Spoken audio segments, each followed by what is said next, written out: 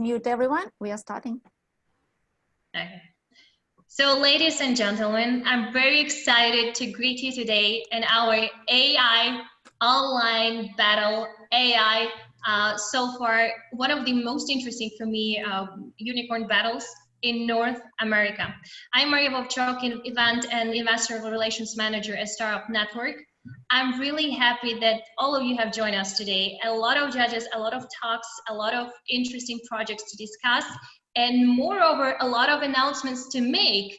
And for these announcements, I'm really pleased to have today, let me introduce you for those who, for example, maybe has joined us for the first time, my colleague Anna Fedorova, Chief Partnership Officer at Startup.Network and CEO of Unicorn Cup. Anna, your floor. Thank you, Maria. I have never been introduced better. Thank you very much. I am really also excited to be in North America, finally, virtually, but everyone is happy that we are able to do an AI battle. We wanted to do that for a long time. And our today's battle is happening thanks to our sponsors, Platinum sponsors Network VC, California Seed Fund, and Golden sponsor, Silicon Valley Syndicate Club. Silver sponsor, Sci-Fi Pre-Acceleration Program. And our event is the world's largest startup pitch competition in 2020, all thanks to you, by geography and the number of the events already held this year. The winner of today's online unicorn battle will participate in the Unicorn Cup finals on November 20th. It will be a great happening with VCs, prominent startups from all over the world. So please mark the date in your calendar, November 20th. This is the second season of the Unicorn Cup. Our preliminary local unicorn battles are being held on all continents with participants from 125 countries of the world. And we will be doing our season in 4 industries: health tech, fintech, AI, general unicorn battles with no special focus, but discovering the most prominent startups that will define tomorrow's future. And we are welcoming everyone to be our partner, to be our sponsor, because we believe that good things are possible only thanks to our partners who are by our sides. Let me introduce you to our ecosystem. We are a smart ecosystem that consists of various software solutions and internet platforms that unite startups, investors, business angels, experts, professionals, scouts, and high-level managers in a single business space, which makes it possible to solve quickly and efficiently any task in the field of innovation, startups, and businesses. I'm happy to introduce you to the heart of our ecosystem, Startup.Network. It's a marketplace for startups, businesses, investors, and service providers. Unicorn Battle is the oldest part of our ecosystem. Unicorn Battle, an open competition where startups pitch for private investors and venture funds. We had traveled all over the world with our unicorn battles, and now you can join them online and be part of this great event where local startups from each continent meet VCs from all over the world. Recently, we started battle back in 2009 and do them on a regular basis all over the world, and really hope that we come back to our offline format and host you in Silicon Valley, where our headquarters is. And right now, all our battles online. We show the best startups to everyone. Just log in. Recently, we had initiated a special program, Silicon Finance, or Sci-Fi, designated for startups willing to apply to top American accelerators. We help them to relocate to the United States and grant them funds and services worth $50,000. The most recent part of our smart family is Network VC Fund with 2 current strategies. First one, to participate as an investor in our pre-acceleration program for the chosen startups. And second one, to be a lead investor in our Silicon Valley Syndicate Fund. And Silicon Valley Syndicate Fund is a special structure that allows venture syndicates for different startups to be easily organized. Now, any investor starting with the $10,000 check is able to join our syndicates and get an access to the best startups that we had found through our global network. And to present the next product, I would like to introduce my colleague, Natalie. Natalie, are you with us? Yeah. Thank you, Anna. Hello, everybody. I'm glad to see you here today. And I'd like to introduce you to our project VC House. This is an invitation-only online community and a network created exclusively for VCs, where they can exchange deals in which they participate as active investors. And what is more, this is a platform for specialized offline LPGP events, where family offices and institutional investors have an opportunity to meet with the funds. If you have any questions or would like to join VC House, please don't hesitate to contact me directly.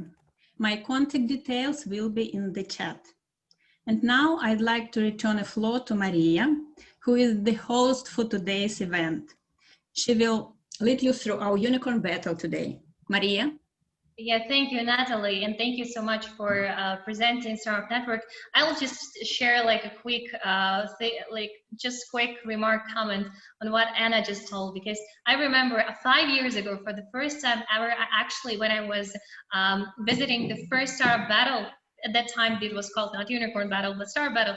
For me, it was so interesting, and honestly, so I would tell you, like, exciting to find out, first of all, about interesting projects and see how actually judges evaluate them and find what's interesting among ideas and how to, like, what you should do, like, when you start your business. So definitely, I'm really happy that everybody is joining us today, because as I mentioned previously, guys, today you have the opportunity not only to get very valuable pieces of advice how to push forward your business, but also get the prize to, as I mentioned previously, as Anna mentioned previously, to be the winner and to be one of the finalists at our Unicorn Cup finals, which is to take place on the 20th of November. We also want to say thank you to our partners today, because definitely we are very happy to have support. And in case, if you would like to be our partner, definitely text us, definitely come in touch with us, because a lot of interesting events are to happen with Startup.Network and Unicorn Battles. So today, let me introduce you again our partner, bright and interesting, charismatic founder as well of GSD Venture Studio. We will meet him a bit later. Also, GSD Venture Studio, is our partner for all AI battles, so please stay tuned, as they say. And also, we want to say thank you to our partner, Clume, which provides actually a cost-effective, scalable platform to help get companies all the shapes and sizes compliant with data privacy laws like GDPR and CCCPA. I'll tell you, like, just a quick, that so far GDPR, as you know, this topic is really important to follow, and these rules are becoming the part of our life. Next one, a quick words on our agenda. So I actually ask you for the reason to join us like 10 minutes before the start, because I want to make sure that each of the projects is here, and I can see that more and more judges are joining us. So very quickly, very soon, you'll now have the chance to introduce yourself and tell a few words about your VC fund. For example, which startups are you the most interested in? Which industry are you most interested in? And most importantly, which region are you most interested in? I believe that all of those who join us today are the most interested in North America. Am I correct? Probably, am I right? Later on, when all the judges will present themselves, we'll give the floor for the startups to present themselves. So the pitch will start itself. It will start approximately in 15 minutes. So please be prepared. Startups, starting from the one, as I previously named, everybody, you know your order. First of all, as I mentioned previously, you have 3 minutes to present to the judges, and then 3 minutes for the questions. Later on, moreover, I'll tell you like a few quick words, because I'm definitely sure that all the judges want to know the rules. Quick rules you already know, but just in case, you will have during our time. But I'll tell you like probably this a bit later. So far, I would like to introduce our judges, our great panel. we're going to have a lot of interesting, I think, discussions at the networking afterwards. But so far, I'm also really happy to introduce our CEO, main judge here today, Alexander Soroka, CEO of Startup.Network. Alexander, a few words about yourself and tell us about the main plans and the main interests of Startup.Network. Hello, everybody. Thank you, Maria. Our seed fund usually invests from 50 to 250K. We prefer to invest in the startups which are located in the United States or Europe, and we are industry agnostic. Maria? Thank you, Alexander. Probably so far, who would like to be the next? I have the feeling that Gary would like to join us now. Yeah, sure, no problem. I'm here. Hi, I'm Gary Fowler. I'm a serial entrepreneur. I've done now 16 companies. I'm on in my second unicorn. My first unicorn was Click Software, company that came out of Haifa, Israel, sold to Salesforce last August a year ago for $1.35 billion. I am also the co-founder and CEO of GSD. We curate AI companies from around the world and use Silicon Valley as a port. We are building a $100 million fund now in Atlanta. It's an impact fund. I've been involved in a $10 million seed fund and also a $100 million fund that it's our private money that I'm the CEO of. So David Yang, for those from Russia, Ukraine, Belarus, he's my partner, Neva, and it's one of the top AI HR tech companies in 3.5 years. So we love AI. AI is a new electricity, and we love to hear about these incredible companies. Thank you. Thank you so much, Gary. Who would like to be the next one? Maybe in this case, you would like to start. So in this case, the floor is yours. Or maybe should I name somebody? No, there is no particular line. Yeah, Giles, come on. Hi, everyone. Giles Farley. I'm with ICU Ventures. We're a Ukraine and UK-based fund which invests in seed and Series A stories. 75% of our portfolio is focused on companies that have Ukrainian or Eastern European DNA, but those end up being global companies, and a lot of our portfolio is actually domiciled in the US. We're actively investing. I'm looking forward to the battles today, looking forward to seeing some great companies, and looking forward to working with my fellow judges. Thank you, everyone. And thank you to Alexander and Anna for organizing. Thank you so much. Yes. Who would like to be the next one? Please, in this case, don't be I would like to ask you to be active, because I don't want to make an order in which one you would like to introduce yourself. Hi, Maria. I'll jump in. Hi, everybody. I'm Nigel Allman from the UK. This is my first experience of unicorn, so really excited to see what this is about and how it works. I'm a background in financial services, particularly health related and health insurance, and have been a main board director of a number of UK financial services companies. I now run my own management consultancy and invest in a number of smaller companies. So I'm definitely not in the £1 billion fund stakes at the moment, but I am working with a number of health tech companies at the moment in terms of developing their proposition and looking to accelerate their move into the market. I see. Thank you. Can I go next?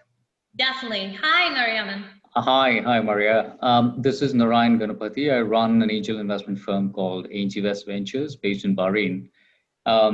Like Nigel, it's my first time as well attending this unicorn battle, and very much look forward to listening to the pitches of the exciting startups.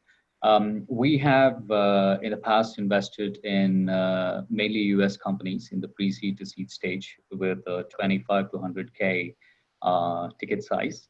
And we are, as we speak, also currently in the process of launching our own fintech platform in the Middle East region, which is going to be regulated by a financial body, which will enable startups to raise financing by issuing securities tokens through our platform. So that's really where our current focus is. In terms of verticals, we like fintech, we like health tech. We've invested in AI marketplaces.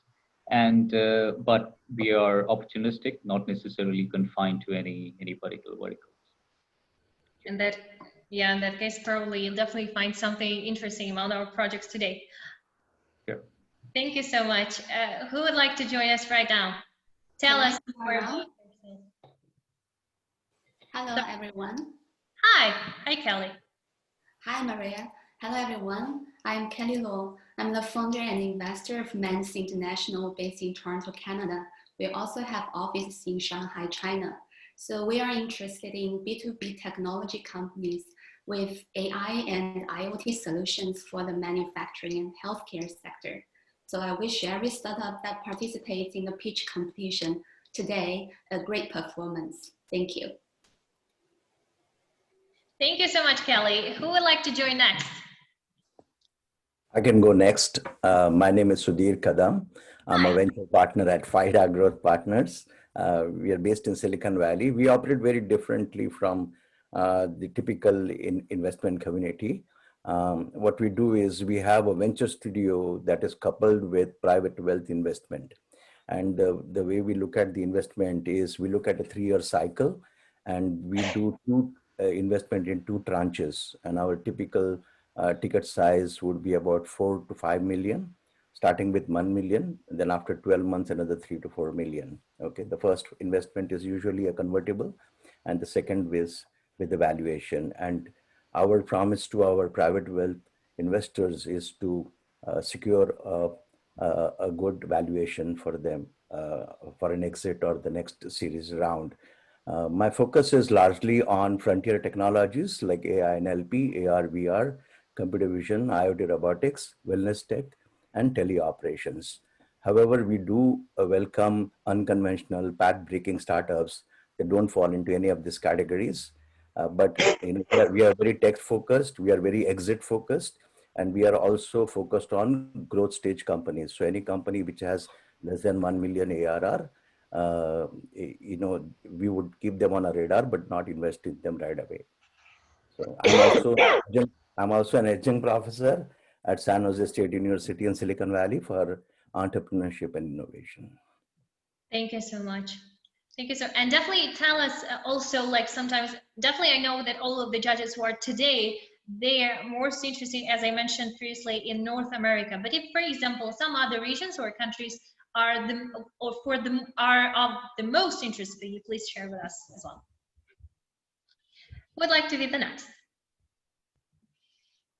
Please be active. In this case, who, for example, has joined us right now or is waiting, like, for example, for some time?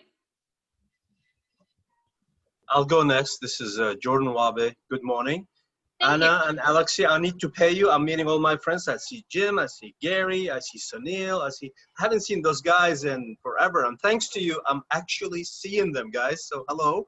I do miss seeing all of you in person. Damn this COVID. Damn this COVID. Damn this COVID. I'm in Silicon Valley, managing partner of Silicon Valley Venture Group. We're a newly formed group.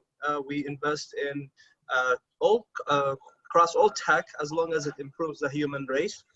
B2B mostly, and we look for pre-Series A and Series A with a keen eye on the seed and the angels to help them grow. We do quite a bit of syndication, and we invest in North America till next year. Then we'll see what happens after June. Check sizes 30,000 to 300,000, and we are working on a side fund that would be able to contribute up to $500,000. Good to see you guys and ladies. Abid, good to see you. I haven't seen you in a year, man. How are you? Oh, I'm doing fine. Thank you. Brother Jordan, where is your mask? I am wearing the mask. That's why I look so good. Without the mask, you could not stand to see me, my friend. In this case, if you're like a social distancing, you don't need a mask right now. I think so. Okay, can I jump in? Evid, probably, like, the floor is now yours. I think that it's logical that you would tell now more words about you. Tell us more about what you're most interested in among startups. All right. It's hard to talk after Jordan, but I'm gonna try to do my best here. I am Marcelo. I am located in Boston. It's always a pleasure to participate on this startup battle. Thank you, Anna. Thank you, Maria. Thank you, everyone, to this nice invitation. I am at Drummond Ventures. We invest in different sectors from $500K to $5 million. We are totally agnostic, and mostly we invest in cross-border operations from Brazil and US. But all the best to the companies that are gonna pitch today. So thank you again to be here. Thank you so much, Marcello. Abed, maybe you would be also the next one because you mentioned a few words, but I would like you to proceed. I'm sorry, who? Abed, you. Abed? Oh, okay, hi. Sorry for How are you? Thanks for inviting me. We have been in Silicon Valley for 25 years. We were engaged in a couple of startups, very successful startups. Our focus mainly is on mentoring at this time. So by the end of this year or the next year, we are planning to create a fund. Our focus is on healthcare and also in the IT. So that's sort of about us. Thank you so much. Okay. I'll go next. Yeah, yes, Sunil. Hey guys, myself is Sunil. Thank you so much for inviting on this battle. This is, I believe, 4th or 5th, and with every time the experience is raising the bar. Fortunately, have met with quite a few people like Jordan and others. Got to know them, and especially during COVID. I'm part of ZNL Ventures. We focus on a very early stage seed fund. Our check size is anywhere between $25 to $100,000, and we focus mainly on data analytics and AI startups. And we are based out of United States, Silicon Valley, and Mumbai, India. And apart from that, I run a company called Predictly, where I focus on workforce of future, mainly on automation and RPSA. Thank you, Sunil. Who would be the next one? Hello. Hi, Alexander. Hi. I'm Alexander Starchenko. I'm managing partner of First Imagine Ventures, UK-based venture capital company. Generally, we are focused on energy transition and industrial technologies across Europe and Israel, but also we are looking for something interesting across the Atlantic Ocean. My personal experience, mostly industry, utility, and financial sectors both. Our average ticket size around £5 million. Thank you so much, Alexander. Who would like to be the next one?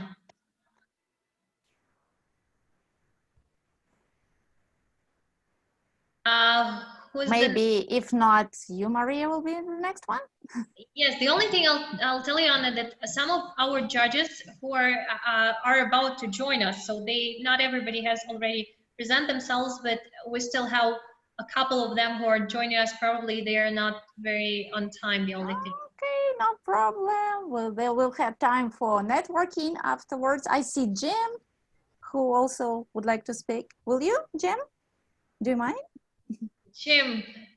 There, how's that? Hi. Yeah, Jim Simmons, Simmons Goodspeed Ventures. We're right now investing primarily with our existing companies. We plan to raise another fund in a couple of years. We're in Silicon Valley. We like deep tech hardware, enterprise, wireless materials, clean tech, often physics or chemistry based. So we're sort of unusual that way. We think we have a couple of good hits, and thank you very much for the event. It looks like another terrific event. Thank you. Great to have you. Wonderful. Thank you so much. Okay. If nobody wants to speak, we can go on, and then in networking session, there'll be some more time for judges. I can jump in. Can you hear me? Oh, yeah. Oh, Jules, how nice to see you. You are in Great Canyon, is it? Yeah, Pacific Southwest, we'll call it. Okay. I'm actually in my garage, but I figured this was better. You have a huge garage, I should tell. Anna, nice to see you. For those of you that I don't know, and there's a big spot on my head, isn't it? My name is Jules Walker. I head up business development for KPMG's emerging technology practice, which means that I'm working with companies from 2 guys in a garage up through unicorns on behalf of KPMG. On the side, I do some angel investing just personally. And so between the two, I have always enjoyed working with Anna and her team on the Startup.Network, and I'm glad to be joining you today. Thank you so much, Jules. I still can see that some of the judges haven't presented themselves. Hussein, would you like to be the next one? Sure. Hi everyone. First of all, thank you very much for inviting me over here. I'm the founder and managing partner of Hala Ventures based in Saudi Arabia, and we're focusing on early stage tech startups all over the MENA region. That's all from my side. Thank you. Oh, which industries are you most interested in? Sector agnostic. We're just looking for gaps to be filled in the market. The market is still nascent, and there are a lot to be done over here. So we're into any hard-working, dedicated founders that can build something great. So not necessarily coming up with something out of the blue. So whatever market they might be playing in or founding their startup in, we might support them and capitalize on our network over here to make synergies and build synergies and connect them to other networks in order for them to grow over here. Hussein, this is Jordan. Anna, maybe Hussein during the networking can talk for a minute and a half about the Saudi market and what's going on with it. Just give us all a debrief. What do you think? So basically what happened at the networking level, right after everybody pitches and all that good stuff. Yeah. That gives you time to make notes and do presentation and all that good stuff. Sure, we can do that. Yep. In the networking session. Yes. Yeah. If Hussein doesn't mind, yeah, it would be wonderful. Okay. Then we should move on if nobody wants to present himself. Yes, definitely. We will continue discussion. I think a lot of topics will be discussed during our networking session.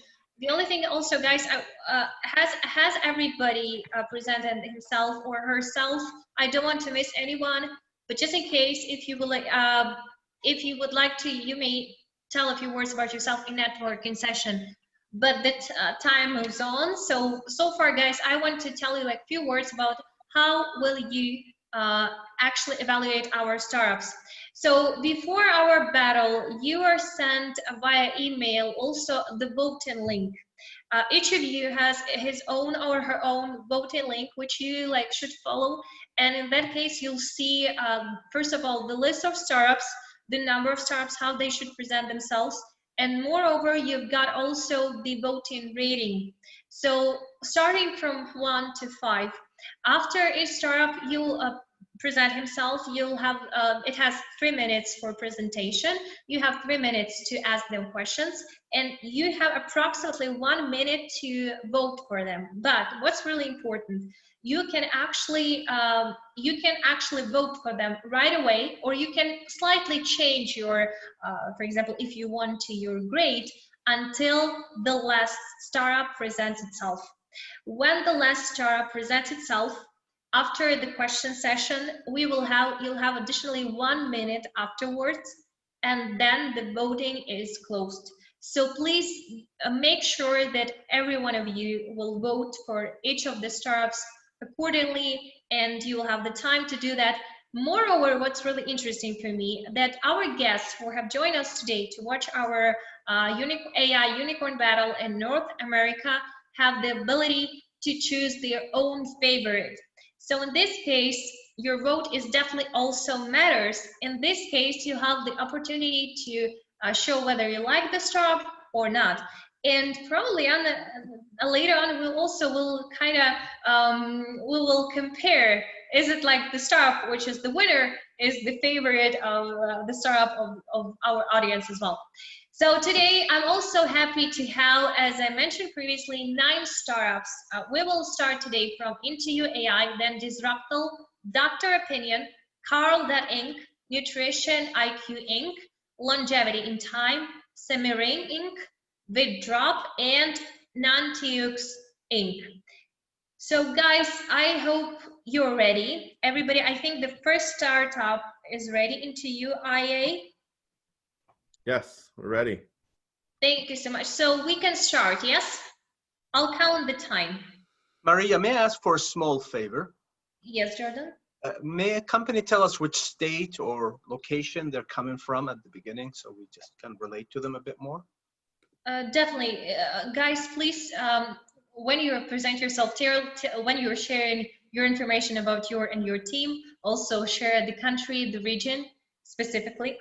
The country, you can definitely tell, like, there are like not very many options in North America, but still, definitely tell the country, tell the region, and maybe the city. That will be really useful and really helpful.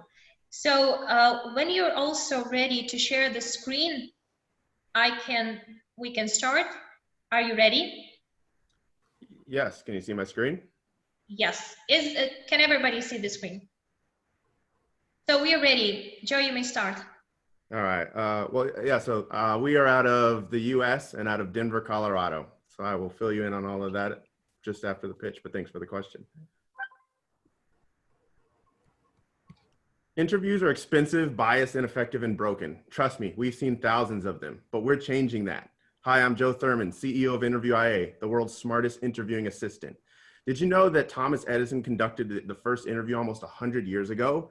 As a key part of his process was to offer every candidate a bowl of soup. Why? He wanted to see whether they would add salt or pepper to that soup before tasting it. Those who did were ruled out immediately. Edison wanted people who didn't make assumptions. He believed these types of people tend to be innovation killers, and he also believed this simple test could prove this out.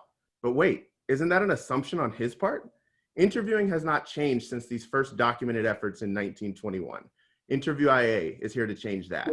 Imagine if Thomas Edison had access to technology that could amplify his intelligence and ability to hire the best person regardless of their soup preference. Joe, sorry for a second, make the full screen. I'll make a stop. Can you, okay. Can you not see my full screen? Make it like, oh yes. The presentation isn't moving. We're still seeing the cover. There you go. Oh, all right. Sorry about that. Can we start? Gotta love technology. Yeah. All right, here we go. And make it again the full screen so everybody will see that. Okay. Ready? Yes. Okay. All right, well, starting over. So again, I'm Joe Thurman, CEO of Interview IA, and we are building the world's smartest interviewing assistant. Let's hope that this clicks through now.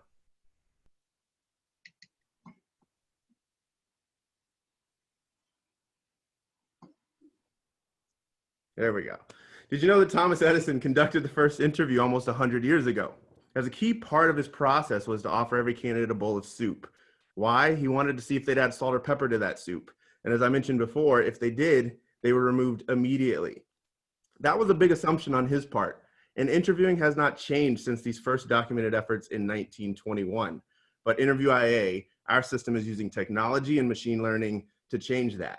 Imagine if Thomas Edison had access to technology that could amplify his ability and intelligence as he was analyzing people. We start by creating better interviewers with asynchronous training that's focused on the science of unconscious bias and inclusive interviewing skills. From there, next, we introduce what we call the new interview. This is our patent-pending technology that builds process, calibration, and deep learning into every hire. Why replace one of the most innovative people in history when we can simply make him better? That's what we call intelligence amplification. This results in better performing teams, more efficient hiring, and opportunities to move away from assumptions, biases, and other roadblocks to building diverse and inclusive teams. Our technology drives to better hiring decisions that go far beyond the 100-year-old method of hiring. The most exciting part is that as a SaaS solution, we can help companies around the globe build more inclusive organizations. Over 155 million people are employed within the US. More than 1 billion interviews happen to achieve this. More than 220 million people are employed in the EU. The list goes on and on. Over 1 billion people are gainfully employed around the world, and it takes a lot of interviews to make that happen. The market is ready for our solution, and the market is huge. Our team has been in the trenches of DEI and talent acquisition work for years, and it all comes to life through Interview IA. We already have early adopters for the platform, and over the next 18 months, we'll be integrated with all major applicant tracking systems. Our process is frictionless. You don't have to rip out your current system to begin to use ours. Interview IA can operationalize inclusion and diversity through hiring, building more creative, more innovative teams. Our platform is built for interviewers, designed by talent professionals, empowering to leadership and inclusive of all talent. When you think of digital contract signing, there may be competitors, but you generally think DocuSign. When you think of surveys, you likely think of SurveyMonkey. When you think of interviewing, the world is going to think of Interview IA. Again, I'm Joe Thurman. Sorry for the mess up on the presentation, but our mission is to build better companies and stronger communities through truly equitable work. Simply stated, we're using technology and ML to unlock the potential of more inclusive future of work, and would love for you to be a part of our mission. If you're interested in learning more, feel free to reach out, post this. Thank you, Joe. You're on time, really on time, 3 minutes. Practice. Great. Thank you. We are ready to start with the question, and I'll start. 3 minutes are about to start right now. Would like to. Can you tell us about your traction for today? Yeah, for sure. So we built the MVP 3 years ago under the predecessor of this organization, relaunched Newco, a Delaware C Corp in July. We have 22,500 in sales pipeline, in late stage pipeline of $250,000 for Q4 closing. So we have early stage traction. We're going into our seed round right now. Can you describe the profile of the existing customers? Yeah, so lowest profile is growth stage companies, 1,000 employees or more. But our primary target is the global 5,000, around that. So Dish Network, Home Advisor, as you saw, so several thousand employees up to about 30,000.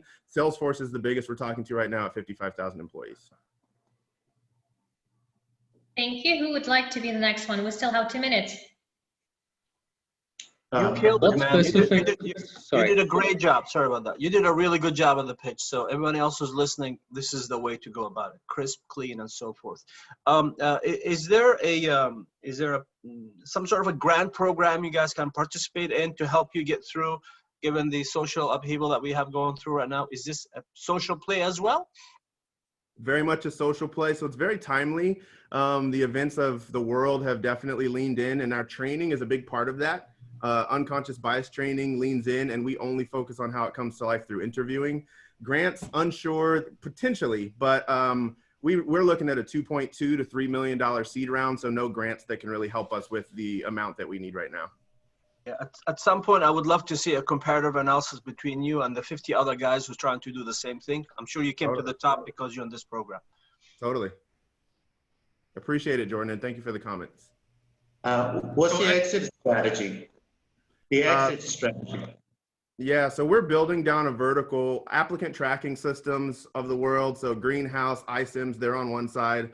HRIS, Workday, they're on another side.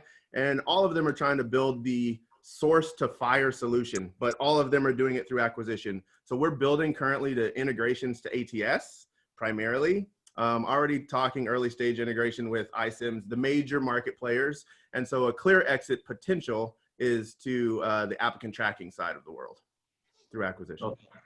Thanks. Good. Yeah. So I have a question. I think it's a great presentation and it, you know, very well prepared and everything. My question is, AI is, you know, it's a big hype and everything, but you know, it's not, sometimes it's overhyped. And Yeah. I'm just wondering, you know, how, you know, really this could help. I mean, I get it could be, you know, the unconscious bias, absolutely. But is there something concrete that we could take away that this thing would do that others might not do? Or that totally. So I do want to say not using this at all would do.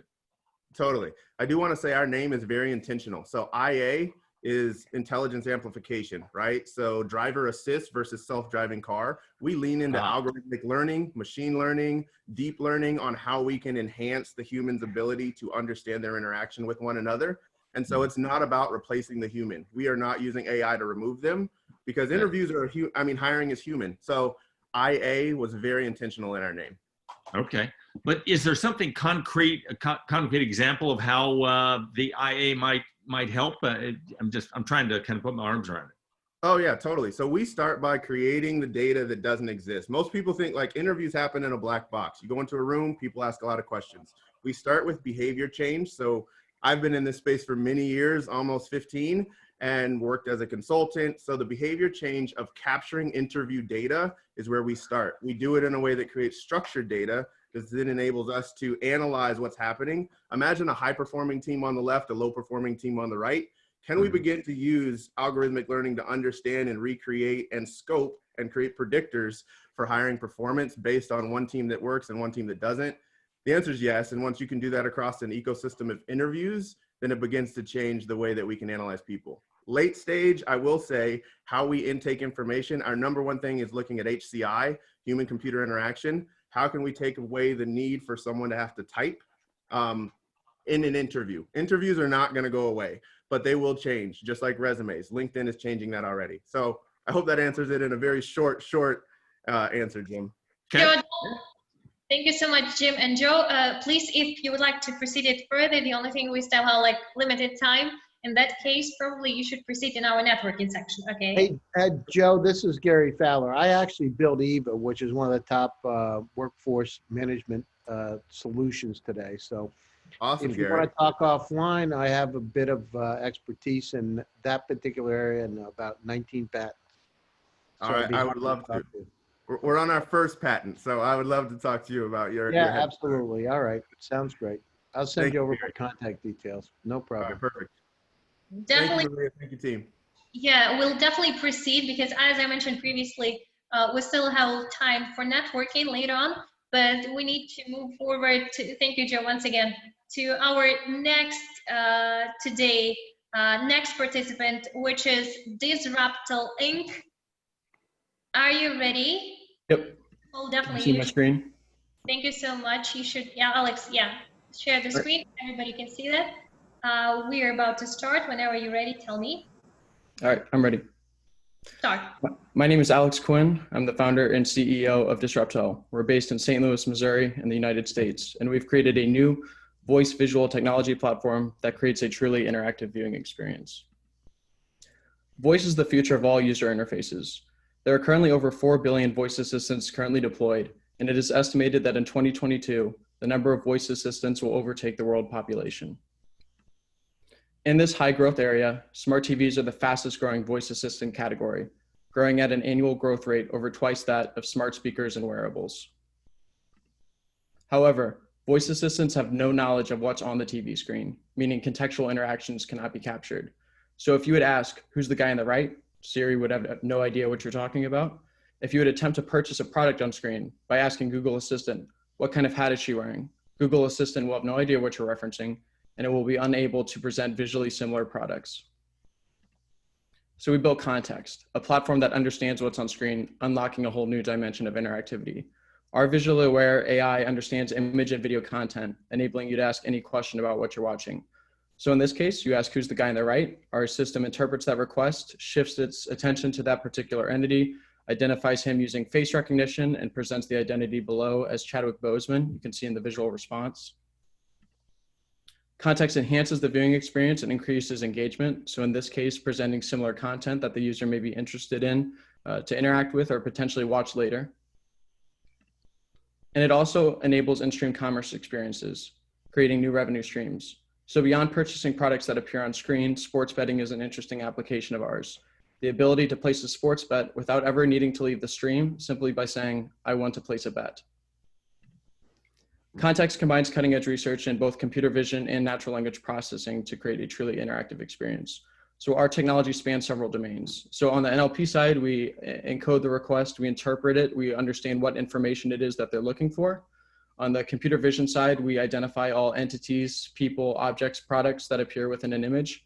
And then we also operate at the intersection of both NLP and computer vision, because at some point in our architectural process, when you say the guy on the right, that is actually at the intersection of both of those. So we receive a natural language input, and we have to arrive at a pixel-based output to shift the attention to that particular entity. So we're actually at the intersection of both. And then we also tap into massive knowledge graphs and textual sources to retrieve information that correctly answers users' queries. We integrate and revenue share with our target partners, which span several segments from operating systems, device manufacturers, and streaming services. It's me and John Lowry on the business side. John Lowry was the founding member of Vizio, the television manufacturer. We recently had Adam Chire join. He's the founder of Siri and Viv, which later became Bixby. He's also on the board of Allen AI. David Gandler is the founder and CEO of Fubo TV, a major streaming service. Mike Baker, who sold DataZoo to Roku last fall, and Tim Sheehan, the founder of Greenlight. I'd be happy to take any questions you might have. Thank you so much, Alex. Who would like to be the next one? We are starting our question section. Hi, Alex. This is Jules Walker. While you were talking, very, very cool stuff. I was trying to understand the monetization. Then you got to the betting, and my ears kind of perked up. Can you give us some insight into the back end of that piece of it? How I'll be able to bet and who you're working with, assuming you've gotten there. Yeah, so on the back end, we're partnered with a company called TAPP, T-A-P-P-P. They enable the back end of the sports betting, make sure that everyone is within compliance from, making sure you're within a location that, sports betting is enabled, making sure that you have the certification to be betting. So we're partnered with them. They handle the compliance, and it's really easy to enable that in-stream betting experience. And betting is just, one of the monetization strategies. There's also ad inventory that can be embedded within each visual response, and then product shopping. And then for the people that we're talking to, Fubo TV, you saw David, who's an advisor. They're the sports-centered streaming service, and they're really looking to, potentially expand their, current offerings and add a third leg of revenue. Next question. Yeah, Alex, I have a quick question. I think, so firstly, let me congratulate you. I think you are solving a very hard problem, and that's a very interesting problem that you're trying to solve. You showed me a list of a lot of partners like Roku and so on. Are you dealing with them currently, and are you generating revenue from them, or is this your plan? We have not launched. We're currently in active discussions and testing. Some of those names were under strict NDAs, so we can't discuss, but we do look forward to integrating our platform early next year with some of our partners. Okay. Alex, how much? Go ahead, sir. Alex, I was just going to ask, how ready is it? Like, are you still developing, or are you already like sort of selling and scaling at this point? So it's ready. We haven't launched yet. We haven't expanded into all the domains. So we currently operate in the movie and TV show and sports domains. So the functionality to actually reference entities in the visual space is there. We've completed the architecture for that. So you can ask questions about the content you're watching, and then you can also ask questions and reference the particular entities that you're seeing. So that part of the technology is complete, and it's very modular. So right now we can identify people with face recognition. We're going to be adding products later that all follows that same framework of understanding when you're referencing something in the visual space, shifting your attention to that. And in the shopping case, you would just switch the neural net to one that can find discriminative features for product similarity. Thanks. Alex, how much more money you need to get to a general availability level product? We're currently seeking 500,000. We're in talks. No, that's not the question. How much money in total you need to get to a GA status of your product? I mean, so we've currently raised 800,000 so far. I mean, the only thing, I'm really sorry, but according to our rules, we should not discuss it in online. So maybe if there is a possibility, discuss it in chat. Maria's question is different. How much cash, how much investment you need to get the product to a general availability status? Not how much money you're raising. I would say 500,000. Okay. Okay, thank you so much. I can see that, do we have another question? Probably. Has everybody asked? Thank you so much, Alex. If I'm not mistaken, yes, guys, some of you have already, we're moving to the third project, actually. The only thing I really want to actually mention, because I can see that some of our judges have already, they have joined us just recently. Now, this is really also important. As I would like to first of all address those judges who have recently just joined us. I'll tell you quick rules. And those judges who already are here, the only question which I would like kindly ask you not to ask about the fundraising, how much actually we should discuss these questions afterwards with the startups. Okay, this will be only the one thing which I would like to ask you. The other thing which I mentioned earlier, that I've seen that some of the judges have already just joined us right now. So I should remind you that you will have the possibility to discuss some other topics with the startups in our networking session. Moreover, as I mentioned earlier, before our battle started, you were sent an email with the voting link, where you can, like, when you access it, you can vote for each of the startups from 1 to 5. Just quick question: has everybody already followed the link? And please remember that you don't have enough time. If, for example, the first startup has already presented itself, please make sure that you vote for him or for it right away, because there might be a chance that you won't have time afterwards, after all of the startups will present themselves. So there is a chance that you won't vote for some of the startups, okay? So make sure that you graded each of the startups which has presented itself during our battle. And if, for example, if there's at least some slight problems with the voting link, please address in chat my colleague Yulia, our SOO of our unicorn battles. She will help you definitely. Okay. Okay, thank you. So in this case, I can see that our next project is actually ready for its presentation. So really, Dr. Opinion. So tell us your opinion. I would like to ask judges be attentive and vote for the startups as well. Whenever you're ready, we may start. I'm ready. Hi guys, here is Daniel, and CEO and co-founder of Dr. Opinion, Bay Area, California, Pleasanton actually. So fraud detection for dental insurance claims. Dental insurers are manually reviewing millions of claims every day to avoid mistakes, abuse, and fraud. A problem that is take away $12.5 billion every single year from families just here in the US. Enterprise insurance companies, they estimate that from 10% to 20% of all the claims should be fraudulent. And how we decide to solve this problem? Through images. So basically, Dr. Opinions is a platform that analyzes dental images to determine the validity of dental claims. And how we do this? Very simple. We process in order to extract features from images, from dental images, from past and from present. Trying to build a profile that represents the enrollees, the patients.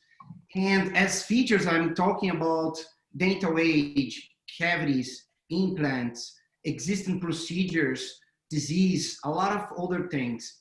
Doing this, we create a source of truth, a well-structured database that could be used to determine the future, could determine the validity of future claims and present as well. Answer a question that, like if the patient needed an implant, or if the patient needed a filling, or even if that image that was submitted, attached to that claim is real, is unique, is valid, and not duplicated. We've been talking with a lot of customers about discovering, and we've been processed almost like 1 million of claims. Our competitors, basically every startup that analyzes AI applying to dental images could become a potential competitor. But what makes us unique is because we are the only player with 100% focus on the dental insurance problem. Business model is very easy as well, dollar per claim analyzed. And this is how could look like our revenue by 2024. Finally, I would like to introduce our team, me, Daniel Takabayashi, co-founder. I co-founded 2 other companies, Bull Labs, exiting in 2016, and Marvin AI, incubated by Apache in 2018. My friend and co-founder, William Choi, Chief Dental Officer and Professor at Stanford, and our amazing team of software engineers, machine learning specialists, and dentists. That's it, guys. Thank you. Thank you. You, by the way, right away, 2 minutes, 58 seconds. Thank you so much. Who would like to be the first one to ask the question? Daniel, let me just ask you here. Thank you for the presentation. It's a great problem that you're trying to solve. The question I actually have 2 questions. Could you give me an example of frauds which are not detectable manually, which your solution is able to detect? And my second question is, sorry, you apparently ran a pilot in July, so I just want to know whether you've got results of that to see, how much of cost savings have your clients achieved as a result of the pilot. Thanks. Okay, so as an example, I could give a very simple one, duplicated images. So it's very hard for every time they receive like images, it's very hard for them in a manual way to go through and compare across all the images that are available. But harder than this, it's very hard for them to decide if that image belongs to that patient. So this is just one that is very hard and almost impossible without AI. So talking about our traction, basically, let me just bring here, sorry. Basically what we have, we just launched it a couple of months ago, a little before the pandemic, our first MVP that bring us the first pilot. And now we have 3 more running right now, and with 4 more. So basically all the pilots is how the pilots looks like.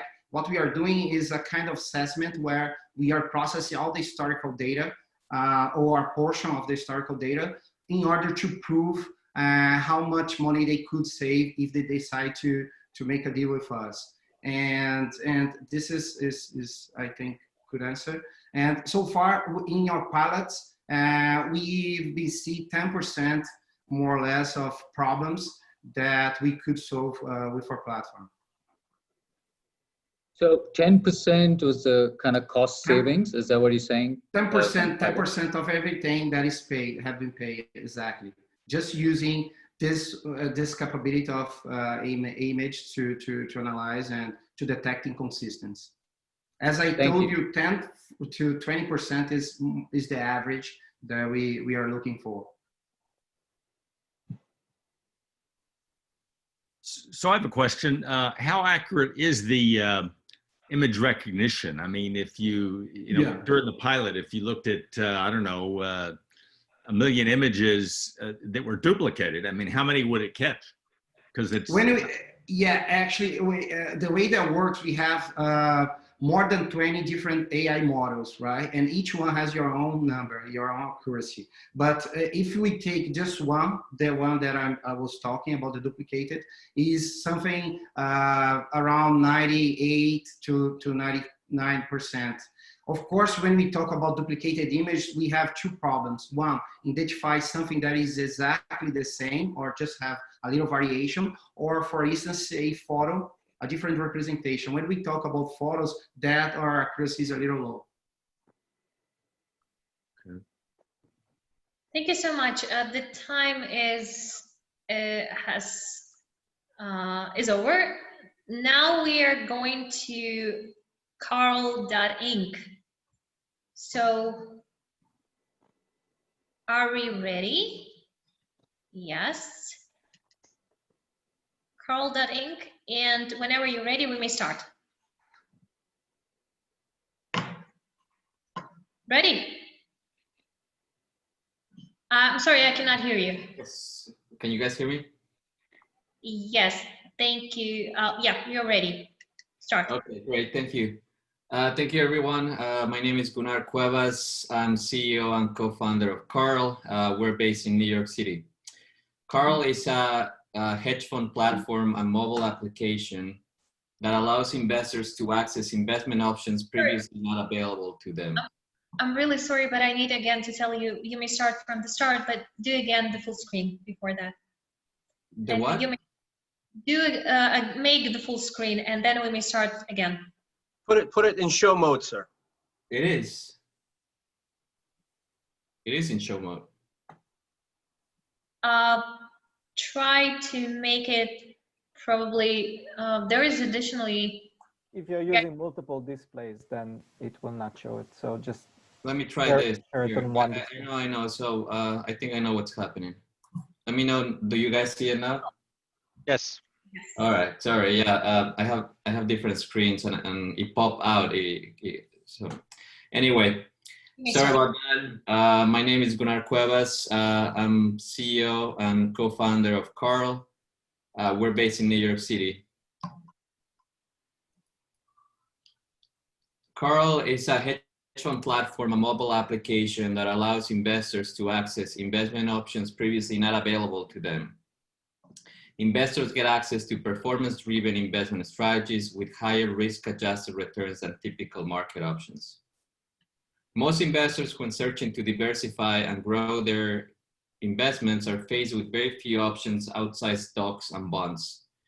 Typical hedge fund investment minimums are between $500,000 and $1 million, and allocations are mostly reserved for institutions and high net worth individuals.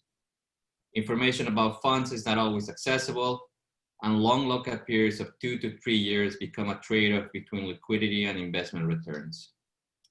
Our solution is an elegant and easy-to-use mobile application that delivers great value and disrupt current practices. By democratizing hedge fund investing, we can offer low minimums and no lockup periods. We use digital distribution, and the platform is always on.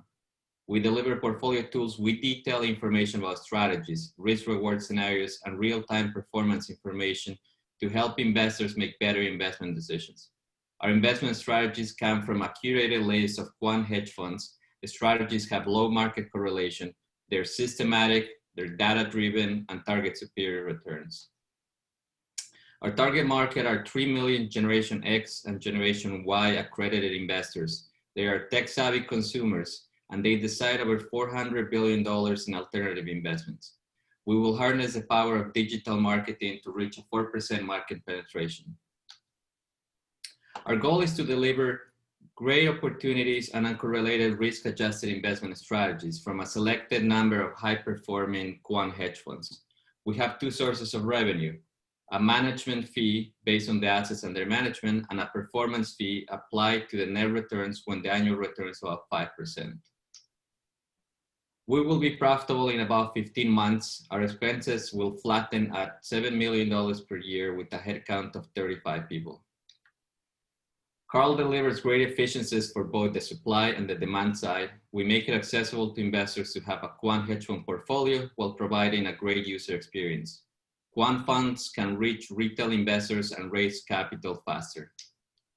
We have developed over the past 20 months the technology infrastructure that drives our platform and services.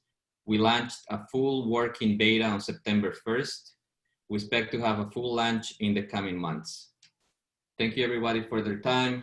Please, we look forward to meeting you soon, and we'll take your questions now.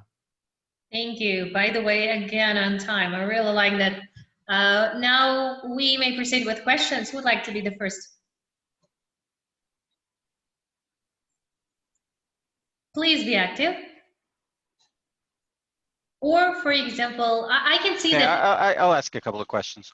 So, first of all, Carl, how do you get around generally, as someone who worked in a hedge fund before, there was a restriction on individuals who could invest in hedge funds? Yeah, so it's an accredited investor-only platform. Yeah. Okay, and second, are you able to demonstrate that the pool of hedge funds that you're picking actually demonstrates better returns net of fees than investing just in, the S&P 500, for instance? Yes, we are. We have developed a proprietary process on how we select hedge funds and how we partner with them. So far, we launched this on September 1st. We have 12 funds ready to go. We have done due diligence on 62 different funds. We have a partnership with Aon, for the operational due diligence, historical performance due diligence, as well as technology due diligence on these firms. We have interviewed about 400 different funds. So we are not a listing service. We're a performance-driven fund of funds. We're trying to bring to the users funds that otherwise you wouldn't be able to access. If you go directly to these managers, the typical minimum will probably be around $1 million. Oh, no, okay. We're trying to democratize access to this type of investment by using technology. We have developed over the last 20 months the infrastructure to basically become a broker of alternative assets.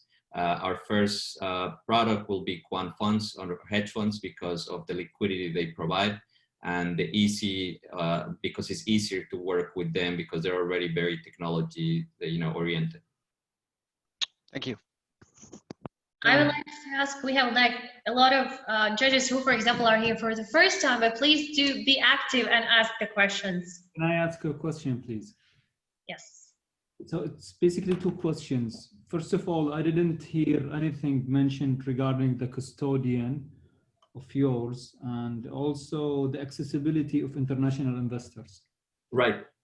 So question number one, the answer is we have custody with two different banks, Bank of New York Mellon, and the other one is Interactive Brokers. And this is going to depend on the funds that you're invested in, as well as the prime broker used for the transaction.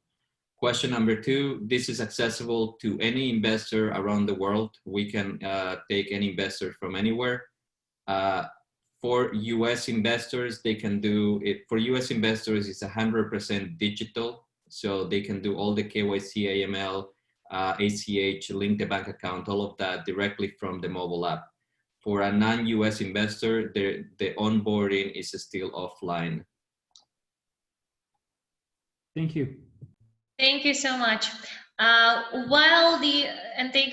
Thank you once again for your questions, for the presentation. We are moving forward to our next project. The only thing I would like to ask, again, just quick question. Meanwhile, our next project, which is the startup number 5, today it's Nutrition.IQ Inc. is preparing. I would like to check with everybody, the voting link is okay and everything is fine, and you can follow it and you can evaluate the project. Yes, is everything okay with everybody? Thank you. I think that in this case the silence is yours. It means yes. Am I correct? In this case, guys, let's move on to the next project, which today, thank you. Today is, as I mentioned, Nutrition IQ. And Bill, are you ready to start? No, I'm not ready because I'm from Hollywood, Maria. The glam squad has not shown up. Okay, so can you please? Is it possible that you can turn on camera because everybody would like to see you? Okay. Everybody knows me anyway, right? Yeah, but are you ready as well with your presentation? The thing is, did you have some problems with that? No.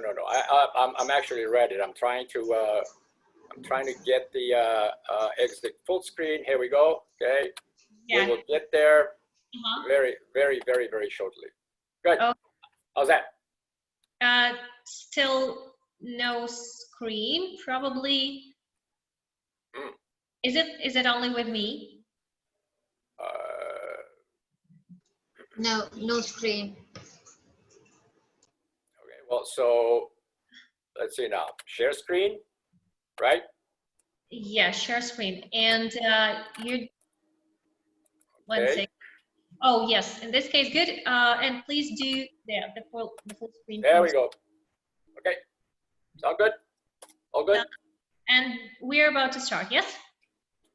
Are you ready? I'm ready. Let's start.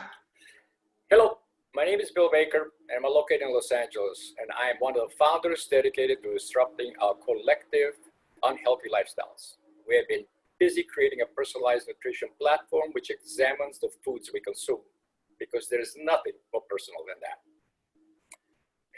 Simply put, there are no standard and accurate metrics to measure health and nutrition. The focus has always been on weight loss, which is fighting the wrong battle. There seems to be a new diet every day. To be truthful, I wish there was a single problem. There are myriads of them. Labels are useless and confusing. And the last time I turned over my plate, there was no nutrition info listed on it, which is precisely why we created Nutrient Footnote, a brand new methodology for accurately tracking nutrients consumption. By the way, calorie counting was initiated in 1918. We believe it's time for a new health paradigm. The only way to solve the problem is to put together the right mix of core competency, including nutrition. And nutrition expertise alone is simply not enough. It has been tried and failed miserably. This enabled us to create our core technology, focusing on 6 macros that make up our NQ engine, including the 5 food groups and the daily values of each of the 37 nutrients recommended by the FDA. When I first started, I had no idea there were 37 nutrients.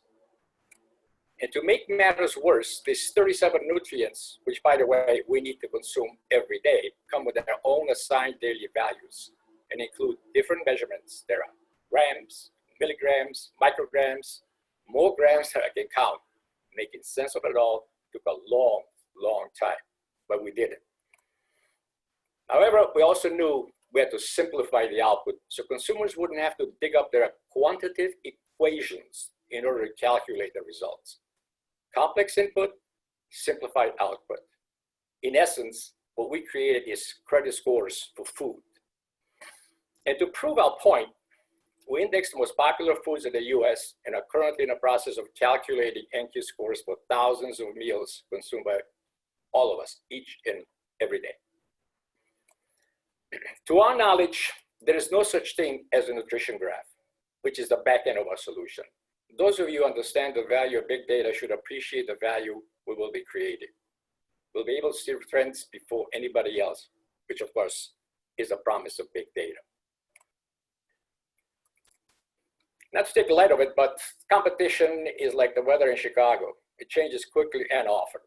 For the most part, what's out there are numerous calorie counting apps masquerading as nutrition tracking platforms. Any effort is better than no effort, but none are accurate and complete in any way.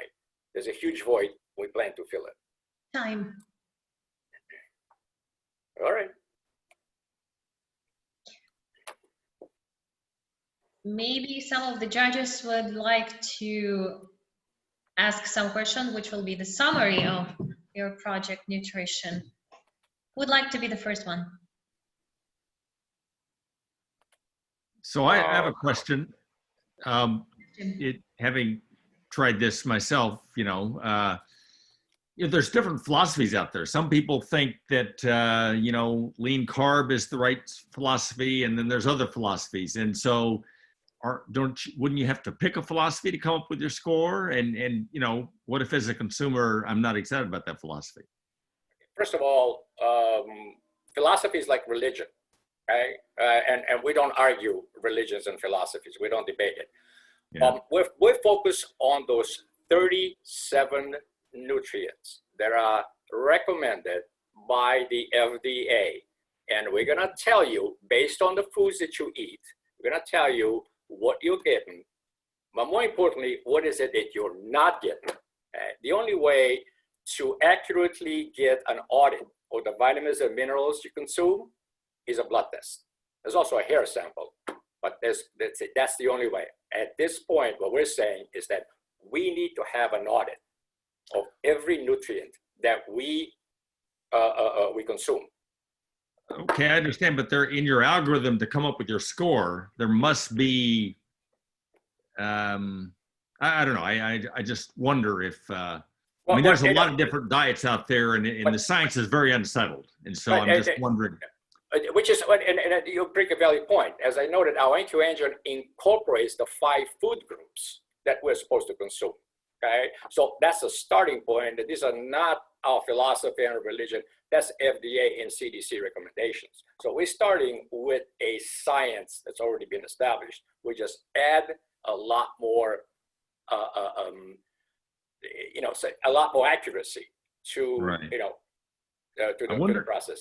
I wonder too, I mean, maybe if you could get some validation, somebody to say, maybe it's the FDA to say this is FDA validated, or some organization that, you know, that you know, it might add credibility. I don't know. I'm struggling here with it, but that's just look. That's fair. First of all, FDA does not validate anything.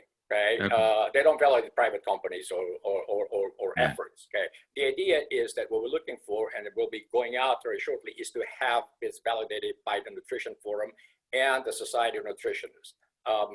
The co-founder of the company is Dr. Joan Salji-Blake, who has been a clinical professor of nutrition for 30 years at Boston University. Trust me, we have a solid insight into the whole problem of nutrition tracking. Okay. I have a question about the processed and the ultra-processed food. How is it related to the nutrition quotient? So what we do is we take the information of the ingredients of the packaged and processed food. We'd have to know what the ingredients are, and we put it inside our machinery, if you will, and we come up with a score. Okay? This is no different, using the analogy of credit score. This is no different than credit score. A lot of people don't know what are the variables they're going to make up a credit score, but they do know their own credit scores. And that is valuable to both lenders as well as borrowers. So it's the you know, the analogy and the process is actually very similar. Thank you so much. So far, if, for example, if you have additional questions, we'll still have the networking section and we may discuss it further. The only thing we should proceed, because our next project, our next startup is about to present itself, and we are going to talk about longevity in time. Thank you so much, Bill. And are we ready with longevity? Yes. Yes, thank you, Oleg. You may start right now. Hi, we are a Delaware corporation. We develop an AI severe diseases tracking technology. We track severe diseases on early stages using artificial intelligence in real time. The cases of Steve Jobs, Paul Allen, Bill Gates' mother, they show that no matter how much money you have or access to technologies or competences, you can die early. We say that they could have lived until now if they would use our solution. We say that later you track, less you live, early you die. The other problem besides early diagnosis of severe diseases is lack of real-time monitoring technologies which can track simultaneously more than 20 parameters.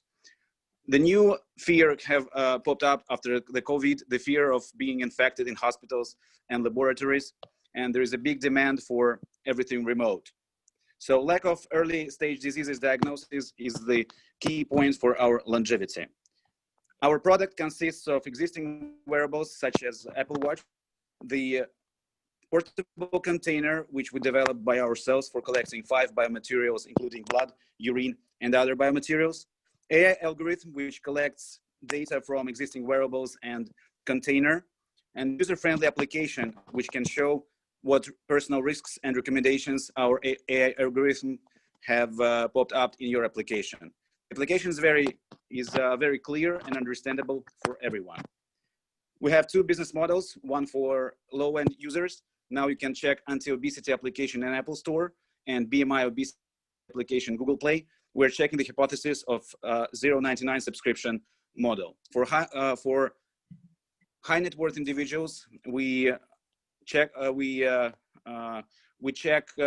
hypothesis of getting another plan for 50K for more than 400 parameters to be tracked. As our B2B clients, medical institutions, big pharma, insurance companies, and professional sport teams, we make the individual pricing model, as well as for G20 governments. We can prolong average of life of their population. The longevity market is on the rise. Bank of America Analytics predicted it's 600 billion by 2025, and biotechnology market is forecasted 17 trillion by the end of this decade. We plan to take 5% of longevity market. The competition is tough. Besides IT giants which collect data, we have direct competitor called iCarbonX. It was funded on early stages by Tencent Corporation and has raised $1 billion for less robust solution. We have a diverse team of 30 members from 11 countries. They all work for equity, just giving away less than 1% of equity out of valuation of $34 million. We have Harvard Medical School director among our advisors. Me, Oleg Teterin, I am the ex-producer of movie Chef with Robert Downey Jr. And I was investment advisor for a high net worth individual with the fortune of $1.6 billion, advising him for M&A of New Saudo, Rupert Murdoch's asset worth $400 million. Today we have Google software credits. We have traction with these two applications in mobile stores. We have AI algorithm trained on 30,000 medical profiles. We have 2 patents pending and 1 trademark. We have experienced team. And I have invested personal my $250,000 in this venture. Today we look for a partner who can help us to bring more medical profiles to make better calculations, and we look for a strong partner to bring our company for 100 billion valuation in 2 years. Thank you. Thank you so much. Who would like to be the first one to ask the question? I'll ask one, and I'm sorry, this is very broad, but I don't get it. You showed a lot of pictures of cool images, and you mentioned Steve Jobs and all, but I don't understand what the product is. What are you selling? We're selling a product which consists with existing wearables tracking, collecting biodata from your body, portable container which collects another kind of biomaterial including blood and urine, AI algorithm which calculates received data and gives personal risk recommendations and risk report in the mobile application. So is it a consumer product? Are you selling to insurance companies? Tell us some more. Yes, we have 3 categories. Is B2C with 2 type of clients. It's low-end and high-end users. B2B for big pharma to make longevity, new line of longevity medicine. Insurance companies to adjust the current tariffs for their current client base, depending on your health status.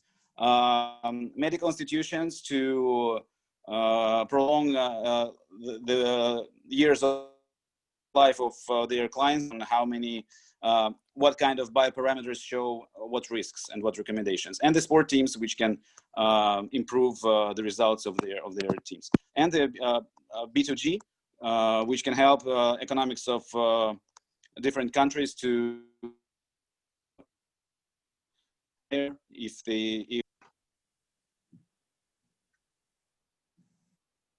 May you please repeat the last sentence? Probably, maybe there were, or is it like only on my part? Has everybody heard? I have a question about hardware part. With sensors, with blue sensors, is it already existing sensors, or you just have a plans to develop it? At this moment, we have the strategy. We are using existing wearables. The second approach is that we are upgrading existing ones. Like there are huge demand on measuring using computer vision your physical fit, but there are not so many solutions. We use similar technology for computer vision as Xenia application, which is yoga application, one of the best. And by this, we can measure some additional parameters. So by this, we upgrade existing technologies. And the third, if we will fail to collect all 400 bioparameters using existing or upgraded solutions, we will develop new ones. But at this moment, there is enough technologies which we can use from the existing ones. Thank you so much, Oleg. By the way, guys, I really like that you're active in chat. For example, if you have additional questions for this specific startup longevity in time, please use chat and ask directly Oleg maybe some additional questions you will have later on. Because remember also on how they answer your questions, probably it also depends how will you evaluate them later on. Thank you once again, Oleg. We are moving forward because it's time for our next startup to be presented. And for this, I would like to invite Semmering Inc.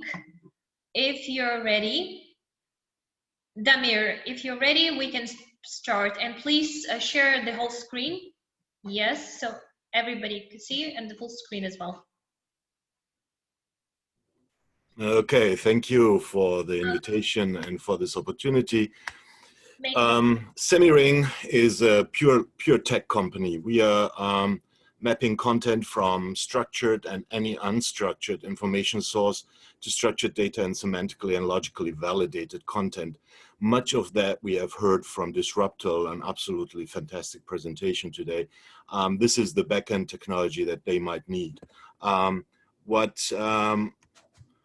the problem is basically that we have an exponentially growing amount of information online and in business intranets, increasingly so with streaming data. We expect to be confronted with more than 170 zettabytes of data by 2025. This data will be only accessible to 10%. 90% of this extremely valuable data cannot be used in business or any other domain in decision processes. What we do is we have to validate the data, we have to extract the relevant parts, we have to check for facts and for misinformation and so on. So what we are doing is we are basically in the mission as the new oil refinery, thinking of the data as the new crude oil. We are in the mission to reverse that and make more than 90% of the data accessible by eliminating noise, converting information into knowledge using advanced knowledge representations like knowledge graphs and so on. We provide high performance computing of speech, language, image, and general content analytics and validation. We have complete independent high-performance technologies and services that are capable of real-time analytics of multiple languages, spoken in text form or spoken or in text form, or image and audio signal content. Our technology is independent from any kind of cloud services, thus can be HIPAA compliant and run in a completely secure, independent environment. Our tech is essentially important to run the next generation of smart robots and drones, advanced levels of AI, and I can explain more later on the technologies and what we are doing. We provide unique technologies independent of third-party services, as I mentioned, for true content to knowledge validation and mapping.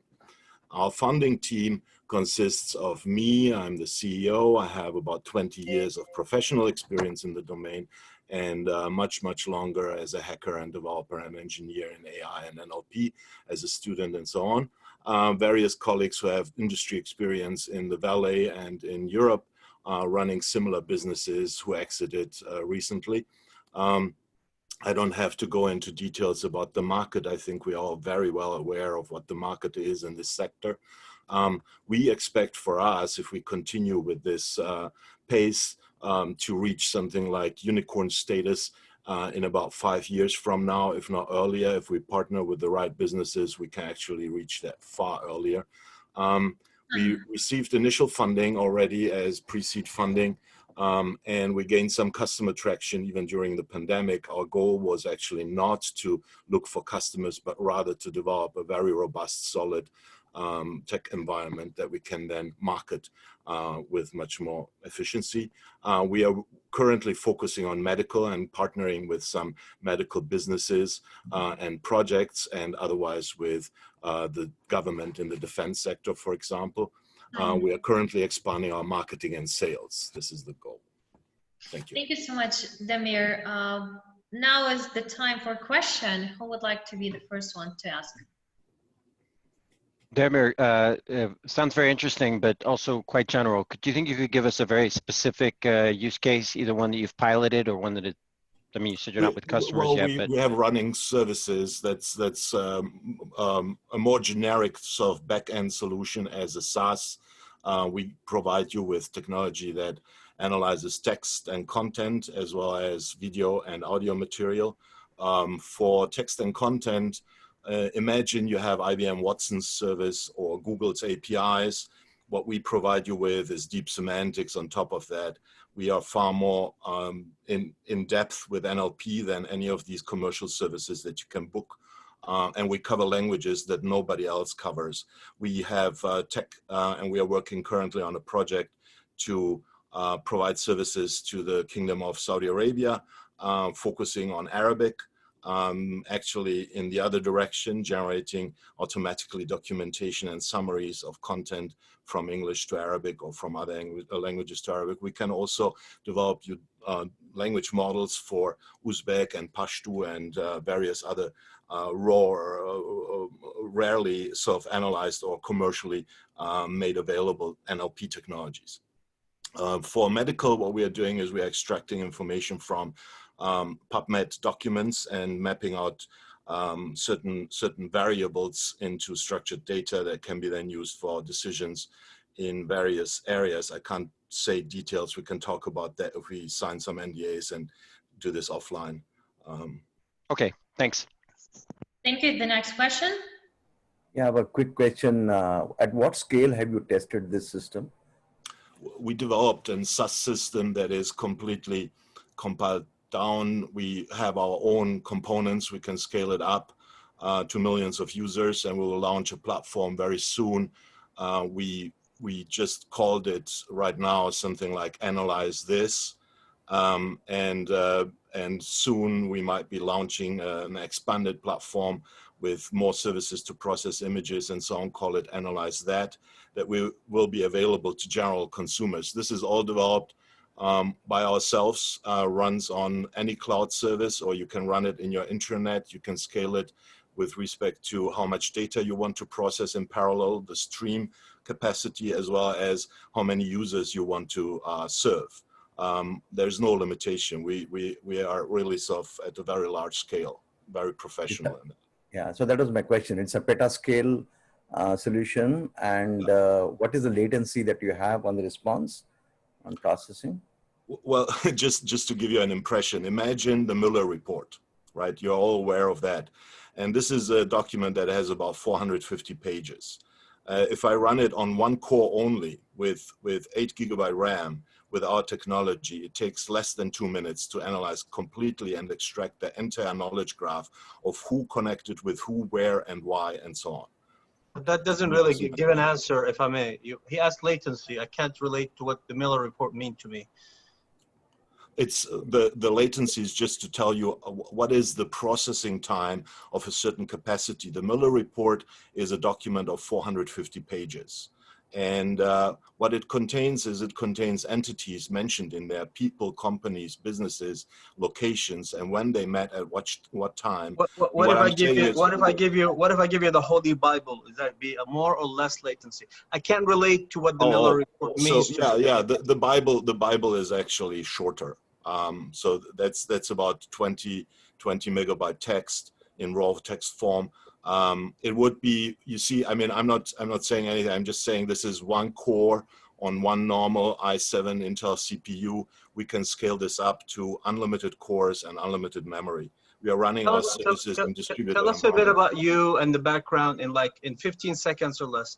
More about you. So I started off in Germany as a researcher in natural language processing. We were in the first project that was funded by the German government with 150 million or so to develop speech recognition technology and speech-to-speech translation systems, a project called Verbmobil that you can read about. We were about developing, real-time in the 90s, real-time speech-to-speech translation for Japanese, English, German communication so that you could talk to the machine and listen to German and speak German and get response and so on. And the other partners hear and listen to Japanese. This technology generated 150 PhDs. We got all professor positions in the US, started NLP programs in the early 2000s. I started a program in 2001. And a lot of my colleagues were directors of Amazon's AI, currently the director of Facebook's AI, and so on. So we are basically distributed in the US market doing NLP and AI over the last 20 years. That's sort of the background of our...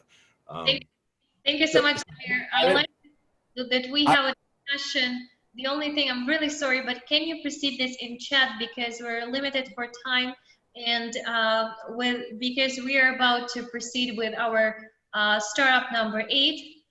So Sad here, did you have the question? Yes, am I correct? Yeah. I will take it offline. You know, I mean, I just want to tell him that he should have answered the question in terms of milliseconds or microseconds on a petascale data. That is what I was expecting, but I will take it offline with you.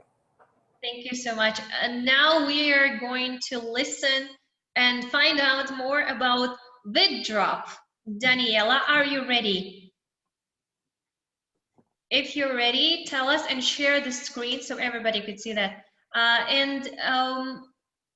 Once more, guys, as I mentioned previously, please remember that you have this time, like, so you would not forget what the project was about, all the details, and how have you evaluated it. So please make sure that you vote on time, okay? Because after that, when we close the voting, 1 minute after the last project will present itself, there won't be no timer, okay? So Daniela, you're ready, yes? Yes. So I'll turn on, the time is right now, start. You may start. Okay. We are VidDrop. Before you shop, VidDrop. We are testimonials, video, e-commerce, which dramatically increases sales. I'm Danielle Center, I'm CEO, and we're based in Bay Area, California. Problem, there is a fractured path for consumers. It's often difficult to locate factual product reviews and data. There's no real AI in shopping personalization. And YouTube, while a great entertainment site, is just not e-commerce friendly. It's not where you go when you want to shop. We have validated the problem. We did a SurveyMonkey surveying over 500 adults. 30% want more real, honest product reviews. 30% want better product clarity.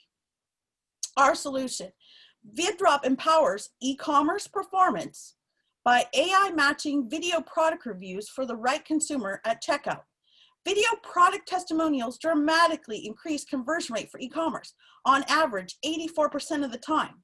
We are a mobile app and web platform. We are the TikTok of product review videos. We have an AI solution. Our fantastic CTO is using AI as a recommendation engine to personalize these video and shopping experience. We're using WordNet, social graphs, and upvote, downvotes in our AI recommendation engine. A little bit more about the product. You can browse by and search by category, such as the moms channel, the video gamers channel. You can record a product or video and publish your video through the app. You can watch product videos and brand videos, and then link to buy through one of our affiliate partners. A little bit about our fantastic team. Myself, I've worked for brands like Yahoo, Realtor. I've taken classes at Harvard Business School. Our CTO was actually CTO of MySQL, which was later acquired by Oracle for $1 billion. He was also CTO of Atomic Labs Cloud Meter, which was acquired by Splunk for $100 million. He has scaled systems to 100 million users, so we're very excited about that for our growth strategy. Nathan Briggs has been an engineering and strategy leader at AT&T, Red Bull, our VP of sales, ready to hit the ground running and get brands on the app. He was the first ad sales at Bravo and took it from 0 to multi-millions in ad sales. He's also done multi-millions in ad sales at NBC, Live Nation. Our VP of product, fantastic understanding of the product, was at Walmart.com, a product manager at eBay, and helped grow Wish.com to multi-billion-dollar valuation. Our model, we have an advertising model, we have a white label SaaS enterprise services, and then we do get an affiliate commission, a 3 to 10% commission after watching a video. Our revenue forecast by 2021, Ned feels confident he can bring in $1 million in ad sales. By 2024, with a 10-person sales team, we're hitting about 28 million in revenue. And by 2025, we're hitting 44 million in revenue. We plan to be profitable by year 3 and an exit in 6 to 7 years when revenues approach 100 million. A little bit about our competitive advantage. We have unique AI and data science technology. We strive to be the one place where brands place their product reviews or product promotional videos, and we communicate with buyers. And we consistently reward our shoppers with incentives, our VidDrop points, which are like frequent flyers for points. We are seeking 500,000 in seed capital for user growth that will get us to 750 users in 6 months and over $1 million in revenue. Please reach out. Thank you so much. Thank you. Any questions? Hi, Danielle. Cool stuff, but can you give me a use case? Let's say I'm shopping for a new lawnmower. I'm on Home Depot's site. Where does VidDrop come into that?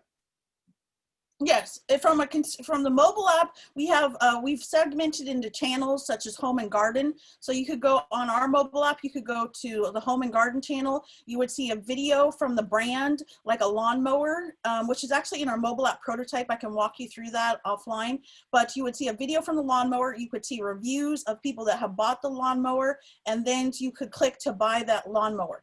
In the case of our SaaS solution, after we hit year 2, when we have over 500,000 users, we are talking to Ned's going to reach out to all the major e-commerce players, and they can put video reviews on their e-commerce platform. So if you're on Home Depot, you would see an embedded VidDrop review to help with the sales process. All right, you kind of addressed the second part of my question, which was I'd have to leave the Home Depot site to go to VidDrop site, but you're trying to partner with companies like Home Depot. How is that going? Well, our strategy, and that's from our VP of Sales, Ned, is for us to get the mobile app out, a big public launch, get 500,000 people on the platform. We have a very strong go-to-market strategy to do that. Once we have established the VidDrop shopping app, we are going to focus year 2 on our SaaS enterprise solution for the major e-commerce site. But Ned is already has feelers out for there, and we've gotten some good interest in white labeling the solution once our app is done. Thank you. The next question. If, for example, you will have, like, maybe some of you will have questions a bit later, as I mentioned previously, you can still address them to Daniela in chat. For now, this is it, I believe. And also, we are moving forward because we have the last but not least, the project which is Oz will present, and the name is Nantiux Inc. Am I correct, Oz? And are you ready? Yes, you are correct. And I guess you guys can see my screen as well. Okay, whenever you're ready, we may start. Yeah, so go ahead. My name is Oz. I'm from Nantiux. We're a C Corp in Delaware, and the team is mostly based out of New York. Some of the team is based out of Israel, mostly for the machine learning and AI. We're working on a fairly small problem, the student debt problem in the US. Student debt is foreseen to be 1.6 trillion by the age of 2021. It basically hits every household and every family in the US, mostly even from the kind of upper middle class families. The problem that we currently have is that traditional financing schemes are very slow and very expensive. So that's the kind of normal student loans debt. And the last part of this one is really the loss of high potential students. So those who couldn't get the loans that they need, even if they were willing to kind of mortgage their soul. So what we did is we built a platform. The platform is fairly simple. It's a market which allows students to come into the platform and say, my name is Amy.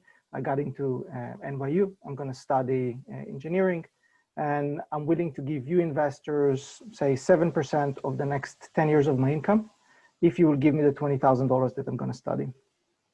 The biggest problem with this one, which is called income shared agreements until now, is the ability to foresee and understand the future of the income of Amy. So what we did is we built machine learning AI models. It's divided into 3 parts. The first part is really looking into specific information that we get from Kelly around which university she's going to study, what she's going to study, her potential kind of employment perspectives in the future, 53 or so parameters right now. And then based on that one, we come up with a figure of what is likely income that she's going to have between specific years. The second part of our AI model is really looking into specific metadata analysis. So things that she's giving to us, things like I'm a team player, I'm motivated, I'm passionate about learning and about kind of solving problems. We're using those ones and we create correlations to success, initially with the success of her raising the funds, and later on in comparison to others and the amount of kind of income that she's doing compared to her peers on that specific element. And the third one, which we are far more excited about, is really around, if you can see, there is basically a video snippet. So Amy, in this case, will come and basically kind of share a short video to investors, explaining to investors why she's passionate about engineering, the problems that she wants to solve, and why they should invest in her. We're looking into this one. We read that specific videos and voice, and we're trying to analyze and correlate between that into success. So going forward, how does it work? The model is actually really straightforward and simple. Students come into the platform, they offer the investment opportunity to different investors, which until now is really kind of a closed market. We facilitate all of that one, so several different investors investing in the student. We built all the processes, and every month we're charging the students and pass that information, that money to investors after reducing our commission. This is the team. It's my third startup, and we have really a lot of very passionate people about what we're doing and trying to solve the problem. And this is our traction. We came out to the market late in 2019, so just before the pandemic, and we're picked in Yahoo and Bloomberg. We were featured, and I was on Yahoo TV discussing about how we are going to solve the student debt problem. So this is who we are. This is Nantiux, and I'm happy to discuss with any possible investors that are interested to solve this problem. We're raising $2.5 million in this round. So this is our second one. Questions, please. How much have you raised for students already? How many students have we raised for? So we just opened it in beta to invitations only. We have over 100 students, and we have 5 students which we are currently facilitating their investment. Okay, thank you. Next one. I would like to actually ask you, some of our early, like first time judges here speak their mind today, because still ask the question, probably you have listened to the end and still we have some time. So please, who would be the next one to ask? Oz, I have a question. I'm very curious to understand how does your algo work in terms of predictability of employment, given that what we're witnessing these days in terms of people really not continuing with their careers and changing that very frequently, moving from one field to the other very constantly. As human beings, it's very hard to kind of estimate how things will pan out. So what logic, what inputs are you really feeding in for your algo to really throw in some sensible results for people to make judgments on their investments? So basically, I mean, we all like to think of ourselves as extremely special and unique cases, but when it comes down to real data, when you're looking into information and we run through our models, let's say 1,000 Maria, then in those specific cases, we will see that in most cases, people follow similar path. So if you went to study nursing, you're not going to become an engineer. If you want to study fashion, it's unlikely that you will do kind of healthcare. So we're looking into those patterns. Obviously, we know that some people will choose to take a different path from what they studied. What you study is not necessarily who you are or completely what you're going to do in the future. But we believe that as you follow your passion, we enable you to go to college, to earn your degree, to create your network, to better educate you and kind of create a more prosperous future for yourself. And as you do that one, you will create value for investors, you will create value for yourself, and you will share some of that success. So this is really what we're focused on. Thank you. Do we understand that the sharing is lifetime, and is the sharing 100% of income? No, so the sharing is a percentage for a duration of years. So me as a student or Amy will come and say, I'm willing to offer you investors, say 7% for the next 12 years of my income. So it is time specific, time boxed, and for a percentage of her income for the next years. And you see all of that information before you choose to invest in her. And that income is including all sources of income, including bonuses, et cetera? Correct. All reported income to the IRS. We actually get the IRS reports at the end of, well, in April the year after. And based on that one, we are doing the balance between what was charged to what needs to be charged. Anton, Green Sky Capital. Quick question. Actually, 2 questions.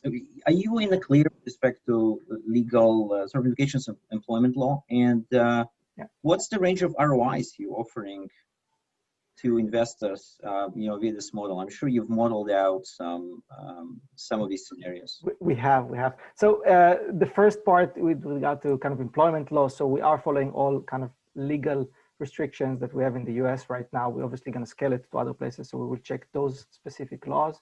This is called income shared agreements. So this model is run by Purdue during the last couple of years already in Purdue University with good results in there. Their model is fairly kind of limited with what they're doing and only with their students. The other ones offering the specific percent and not vice versa, where we allow the students to be kind of the drivers in the opportunities they're offering.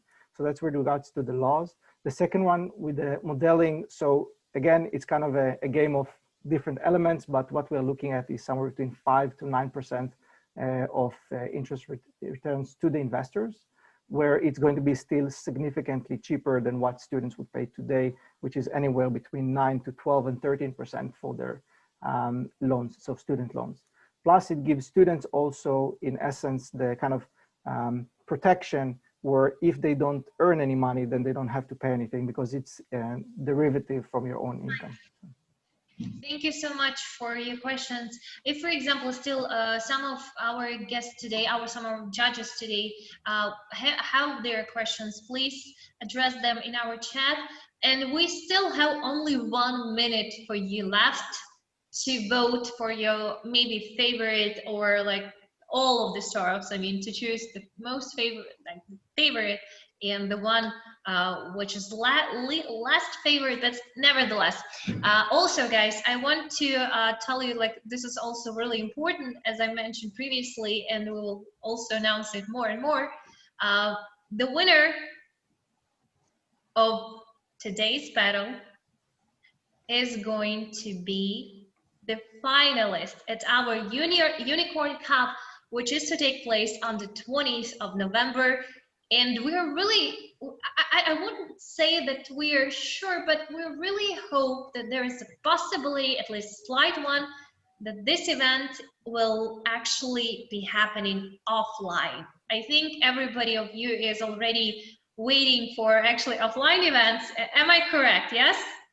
Would you like if Jordan will talk to Trump finally and lobby our desire really to host this gala event. We had rented out Computer History Museum, so the only question is how we can bring all those people from all those countries to the US. This is like the really tiny question, and I'm sure it will be solved sooner or later. But it's not only what the finalists will get. Am I right, Alexander, right? Yes, absolutely. Usually we take the winner to our VC house meetings, so we can talk a little bit more, approximately 45 minutes, and to understand more about the startup. So, and if you are a VC and you are still not part of our community, please join us. So Natalie is here, and we'll be talking with the startup with the winner in maybe next week. Yeah, I think that everybody is waiting for this moment, and especially I think that our today's startups, founders of startups are waiting who will be actually the winner today. To be honestly, I'm so excited because I'm ready to announce who's got the third prize, who has got the second one, and who's actually the winner today. But what's really important, actually, why do we also announce this third and the second place? As I mentioned previously, we really hope that this event, our finals Unicorn Cup of 2020, the event which we are awaiting like really passionately, we still hope that it might be offline. So all the startups, which by the way, the third and second place, will be available to show their projects, their startups on our expo zone. So there is like additional bonus, definitely, I'm sure of it. And in case if it still happens online, we'll still make sure that you will have the possibility to present your startup in our expo zone. We'll come up with some of the solution.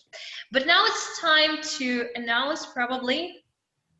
We'll, in our follow-up, we'll also share you all the details, definitely, so wait for them as well. But now, are you ready to hear who's got the third prize, who's got the third place? Today, should I like make it longer, or should no, I think you already made it quite exciting. So everybody's waiting. Yeah, we are ready to hear that. Yeah, so the third place today has got us with his Nantiyux Inc. Startup. So us, you're the third. Congratulations today. Guys, thank you very much. The second place today got Disruptal Inc. Are you still with us? Yeah. Yes. Oh, thank you, Alex. You're the second one, and the first one is actually the first one today. Into you, IA. Joe, cool. congratulations! Today you are the winner of our battle. Tell us your word. Tell us your what do you feel right now? Thank you. No, so exciting, so exciting. Sorry, I'm in the car now, so I'm traveling. But honored to be presenting with so many great startups and so many great ideas, and in the presence of just so many great investors. I would love to connect with anyone and everyone. Again, sorry I'm en route now and traveling, but thank you so much. Thanks, Gary, for the shout out. Thank you guys for putting this on, Maria. This was great. And yes, keep an eye out on it. Keep an eye out for what we're doing. We really have a mission that we believe is very important, and I think we can do something great. So thank you. Awesome. Thank you so much. But anyway, I would like to thank you all of other startups, and don't actually be disappointed if you haven't won, because actually you already entered the Startup.Network ecosystem, which is pretty cool. I'm definitely sure, and you'll know about it better more and more. I'm sure of it. And moreover, I would really like to invite you for our other events. I would really like to say thank you to all our judges, or our guests, or all of our guests today, because today the event was really cool. You know. Oh, come on, it's not over yet. Don't say thank you to everyone, because they will leave. No. Yeah. Event. You just push a button and you're out of it. It's like so. No. Yeah, you're correct. And the only thing what I'm trying to say that this is like going to be like, this is official part, but now we are going to have like unofficial part. Like after every conference, after every business meeting, there is usually kind of party. And I don't recall who actually mentioned this, but we saw that some of you have offered to make like a virtual drink party, something like that.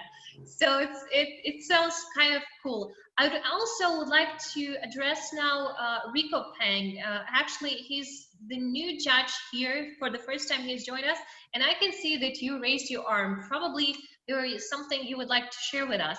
And please welcome Rico. He's for the first time here. Hi, everyone. It's my second time actually. I did the Kuala Lumpur Battle Unicorn with Anna previously. So yeah, I wanted to ask some questions early on, but I've contacted the projects personally, and scheduled for follow-ups with them later. Thank you so much. Thank you, everyone. Wonderful. Thank you, Rico. Thank you, Maria. Yes, and it's time for our networking session. Yeah. Right.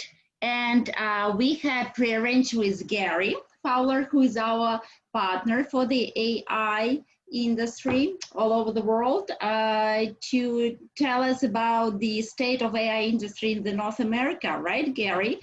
We are here for the AI unicorn battle, and we would like to share our opinions. Gary will start, and everybody is welcome to pitch in. Gary has some insights on that, and all judges are welcome to say what they think about it. Yeah, Gary, we are all ready. Yeah, absolutely. Thank you very much. So I'm honored to be here today. You know, I'm a serial entrepreneur. I've been doing startups for almost 35 years. So I love startups. I started the first accelerator in Russia, a Startup Academy. I started the #1 corporate private accelerator, so I like that part. In fact, Jim's on Simmons, actually, he was in my first Venture Academy class teaching in Russia when we ran the first one that ever had been done. So it's great to see you, Jim. And I see some other friends and faces here that are really cool. So I love AI. I mean, to all of us here, AI is the new electricity. I've written 76 articles on artificial intelligence in the last year. I just published one this morning on Nikola Tesla's dream come true, the democratization of opportunity. And that's really where we are. Here we are in Zoom, from Ruchi to Kelly in Canada, I mean, friends from all over Colorado. We are here. This digital transformation is upon us. There is incredible. We talked about data today. Think about all the data that each and every one of us has just in your own personal cloud. Each one of you has about 300,000 items. The entire web in 1996 was 257,000 websites. Each one of you here has more items in your personal cloud than the entire web in 1996. And the amazing part is it's growing. It's doubling every year. With the Internet of Things, in 5 years, you'll have 10 million items. How in the world, in your own cloud, can you keep track of it? How many times today do you say, send me that email again? I don't remember getting it, because you can't find it. Did I get it in WhatsApp? Did I get it in Telegram? Did I get it in Slack? So we have, as Alvin Toffler said in his book, Future Shock, a state of infobesity. We've got some serious issues. And artificial intelligence, I heard today about knowledge graphs and variational autoencoders and ladder networks. And we need to have assistants that can help us.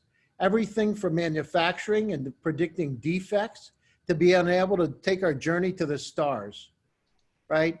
There's 6 billion Earth-like planets in the Milky Way galaxy alone. And an astronaut friend of mine, Christopher Altman, told me 2 days ago, there's estimated 200 trillion galaxy in the universe. Think about our lives have fundamentally changed. And our population has quadrupled in the last 100 years. We have sustainability issues. Artificial intelligence needs to help us. How can it help us? Areas like self-driving tractors in fields that are much more efficient, cars to be able to reduce the challenge that we have with environmental impacts. Our entire lives are going to be driven. Medical, nanobots, across the board. We are in an age. This is the beginning of the 20th century, and electricity. When there are horse-drawn carriages, think about in the next 30 years how much our lives changed with agriculture, manufacturing, lights, hospitals. It changed everything. We're here today. So the startups that were here, I just love it. I love diversity, by the way. So I'm involved with, I have one of the board members of the NAACP is on the board of GSD. I believe that that's the way. I believe that multicultural teams are critical. I love having our Ukrainian friends and Russian friends and Indian friends and I mean from all over, Chinese friends. To be able to make this a better place, we need those ideas to crack these critical problems. We need to start to work together. And artificial intelligence is one thing, and I love it, that is truly bringing us together. I'll send over a copy of my article. It just came out, I don't know, 2 hours ago in Forbes about exactly this. So I'm here to help. I'm an investor. We're raising a $100 million impact fund today in Atlanta. Jim was involved with my $10 million fund that I did out of Russia. I have another $100 million fund that one of the billionaires, several of the billionaires, and I'm the poor guy, by the way. I'm the country guy that doesn't have the money. I get the breadcrumbs, but they're not bad ones, put together. So we're here to be able to help. And I believe that from our standpoint, we're using Silicon Valley as a port to the rest of the world because half the money in the world is still located there. And I raise money from Chinese, from Israelis, from Russians, from Ukrainians. It just happens to be they're located there. And so that's what we use as the port. So I congratulate each and every one of you. You are on the right path. You know, I'm happy to hear today that we talked about neural nets and machine learning and deep learning, that these are actually, we got the right stuff and it's not a lot of BS. Because 6 months ago, a year ago, I heard a lot, oh, I've got AI. And you dive into it and there was no artificial intelligence. I'm encouraged that that has changed. And I love where we are going with this.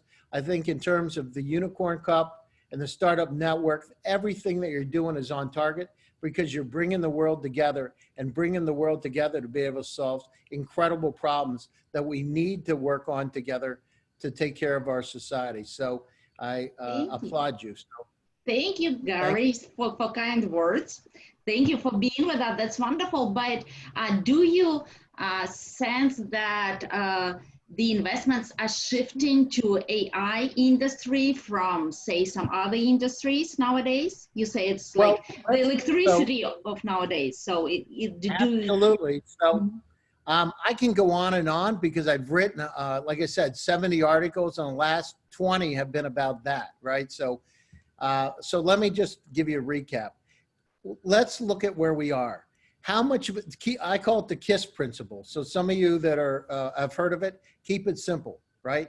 The KISS principle is this: how many of the industries, manufacturing, healthcare, fintech, are going to be using AI just across the board? And virtually every single one of them. So what is the opportunity?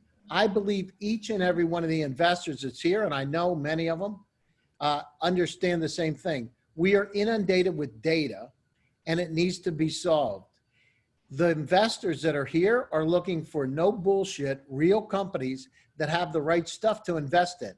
They're looking for today, if they're like me, they're looking for revenue generating companies that are solving a problem that's going to make a difference, a dent in the universe, as Job said. So yes, yes, and yes. They're looking for quality. Yesterday I was on the phone with SoftBank.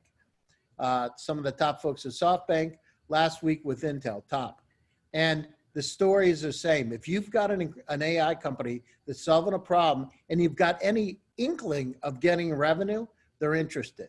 And I talked to the early seed stage investors too. It started to crack open again, and there's opportunity. So it's a whole lot different than it was. And think about it. I mean, look at there's, I don't want to get into all the zettabytes of data, but net is we're doubling, tripling the amount of data that we have every year. So somehow we need to analyze it to make sense. We can't do it as individuals, right? We need things like quantum computers and AI to do it. So, I mean, it's a very simple story. We got a pipe coming in, and we need to have another pipe coming out that can make sense of that data. So yes. Makes sense. Even I can understand. Yep, I got it. What's an AI is about. Absolutely. Alexander, what's your opinion? Do you agree with Gary? Yes, I would agree because I see a lot of deals in AI, and we also invest in AI. So, and I think it's a really very important topic today, and hot topic. That's for sure. By the way, just a quick comment on Gary. I just recently read, I don't know whether it was your comment or not on LinkedIn, that it's really, and I've seen it not once, that data is actually not only cryptocurrencies, but data is actually the money of the future. That's for sure. Yeah, absolutely. In this case, I would actually, yes. Do you want to comment as well? I mean, it's like, you know, I've been involved. I started one of the first e-commerce consulting companies. I've been involved in a number of, you know, right at the beginning of a trend, but this thing's not going to stop because we're churning out so much data. We got to make sense of it. So, and, you know, there's going to be a society. It's very interesting. So look at where the future is. There's going to be a society of people know and people don't know. They can't make sense of the data. So they either have smart assistants that are truly smart, like cobots, or they don't know. Those people are going to be the downside of society. I believe we've really, look at what's happening with, here we are in Zoom. 5 years ago, out in California, when I met Eric from Zoom, people were saying, hey, listen, oh, I don't know. What is this Zoom? I would send out links for my friends to use Zoom to connect when it was free. And you know, they were resistant. Look at it today. Today, how many of us on here talk about a Zoom call? It's an AI tool, right? That's digitally transformed the world. 7 months ago, when we were in the beginning of this pandemic, you know, the digital transformation, McKinsey said 92% of the companies were starting to do digital transformation. That has happened now. We are there.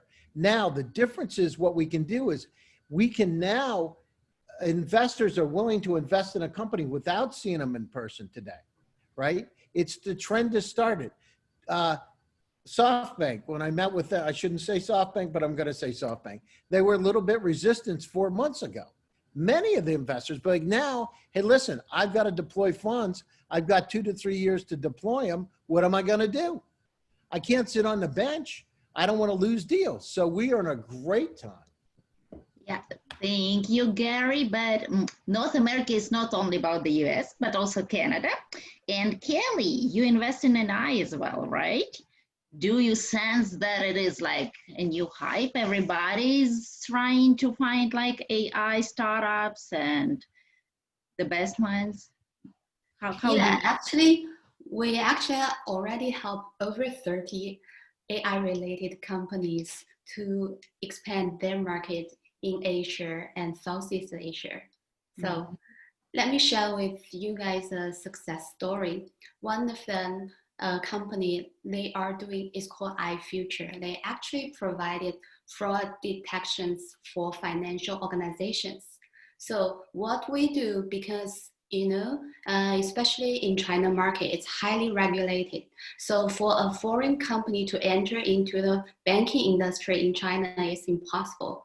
But through our corporate network, we actually allow them to become one of the vendors to the vendor list to all the major banks in China. And through our system, they actually already received 5 major banks or the business firm in China. So it's exciting. That's wonderful. Yes, it's really good. Yeah, Jim. Yeah, we would like to hear your opinion also on that. Me? You're asking me? Yeah.